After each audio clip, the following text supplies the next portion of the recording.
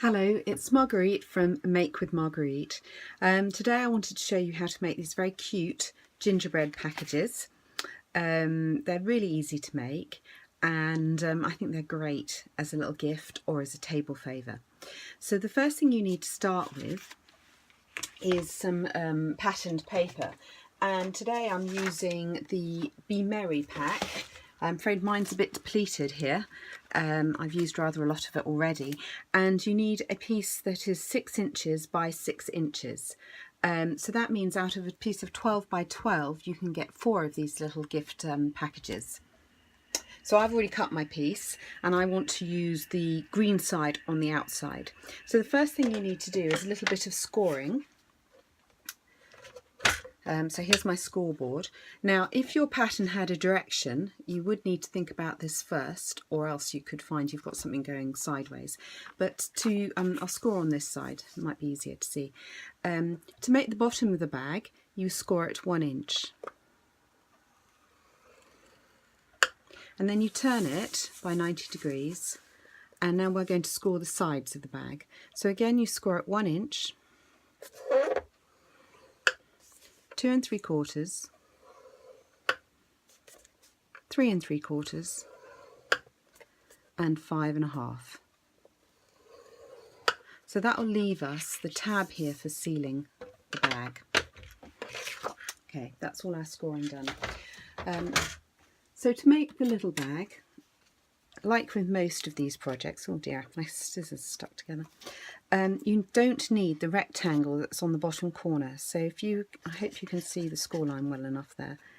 You can cut that piece out, and I'm going to angle it just a tiny bit here so that the bag fits together better. I've actually not cut very well there, so I'm just going to tidy that up. And then we want to cut up the bottom of the bag to the score line.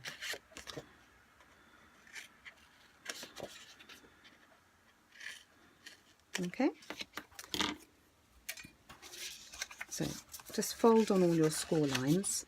You can use a bone folder for this. I'm a bit lazy and find I don't really need to use one, so I don't tend to. Okay, and now to form the side of the bag, if you use some of our tear and tape, it fits very nicely. Again, being quite a lazy crafter, I like the fact that you don't have to use scissors.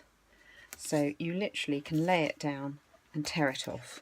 Now you'll see I've done, because it was wonky already, I've got a little bit extra there on purpose, and I'm going to just fold it back in on itself once there you go. And now you can just fold it together. I hope I'm in, there we go, right. So there we have the form of it, and then to make the actual bag, put in the sides. And now the piece that has the seam, which I've now lost, here we go. So this is the front and this is the back. So you're going to want to put the tape on the piece that's effectively the front, because that means then the front of your bag has a nice smooth finish.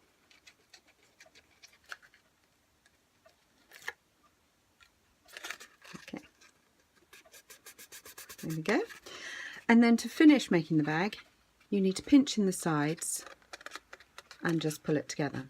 So at this point it's probably a good idea to actually put in the gingerbread packet. So these packets I bought in a shop actually in Birmingham when I was seeing my daughter.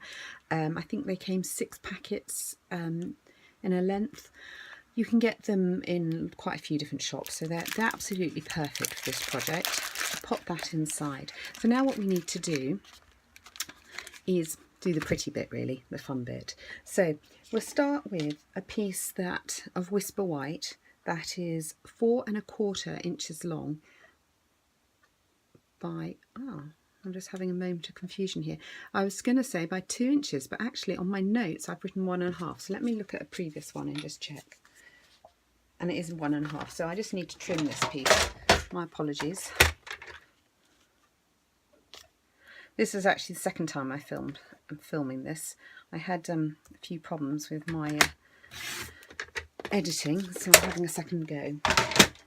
Right, there we go. So it's 4 1/4 by 1 1/2, and this is the banner punch, which has different grooves depending on the width of paper you have. So it could be 2 inches, 1.5 or 1 inch. So this one's going to fit into the middle section, and it just slides in really nicely, and it gives you a perfect end, which I like, because however many times I try to do the scissors, mine are never quite as they should be. And I would like to stamp on it Merry and Bright in Real Red. So I've got my Real Red ink pad here. Now the Merry and Bright comes from this stamp set here, Hearts Come Home, which is just beautiful. It also has some really pretty framelits, but I'm just stealing out of it this sentiment here.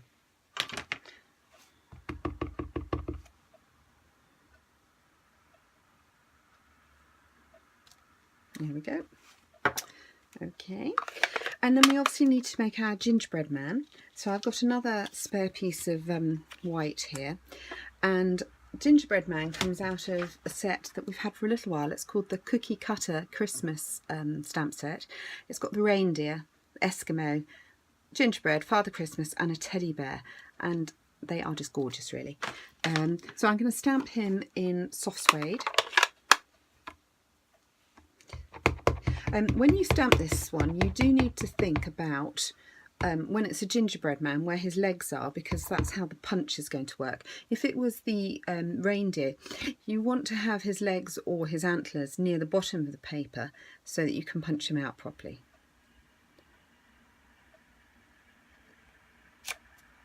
Okay. And we need to punch him out.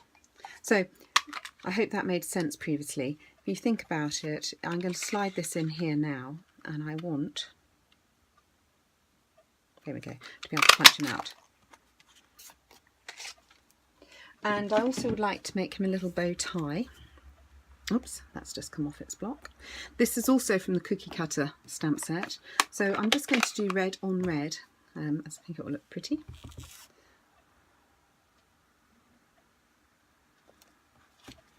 And again, I don't know if you can see, that's where the bow tie is punched out.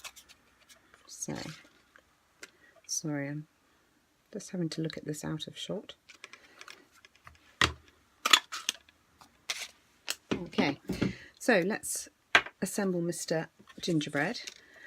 So we've got new dimensionals that are really tiny. I don't know if you've seen these ones, they're the mini ones. So I'm hoping this is going to be the right size to put on the back of his bow tie. Here we go. Put that on for him, and then I'm going to add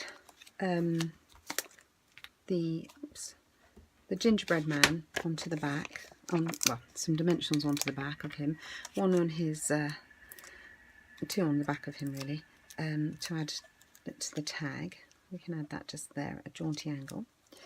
Okay, so now we've got our package, we've got our gingerbread inside, we've got our tag, and the final thing to add is this lovely library tag that, library clip I think it's called actually, sorry, I was just thinking aloud as I spoke. And I've cheekily already added a bow because I thought I might struggle to do that in front of you. This is a very thin ribbon that is in the seasonal catalogue. It's Real Red because I've used Real Red here. You might have wanted to choose, if you're using other paper in set, Cherry Cobbler, and it just pops on here